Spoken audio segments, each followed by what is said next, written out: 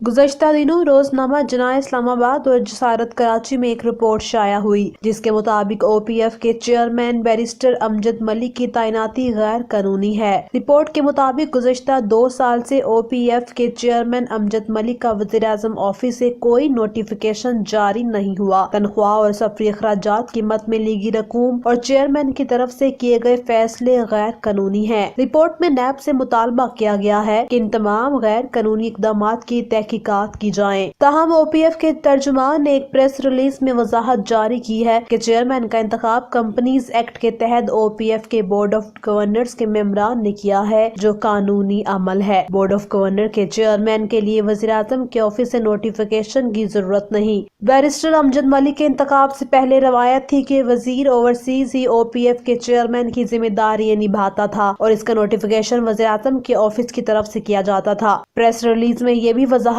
की गई कि बैरिस्टर अमजद मलिक OPF से कोई तनख्वाह वसूल नहीं करते और ओवरसीज कन्वेंशन के नकाद के मनसूख होने की वजह गैर यकीनी सूरत हाल है। रिपोर्ट एहसानुल्लाह खान, जज्बा न्यूज़, स्टॉकहोम, स्वीडन।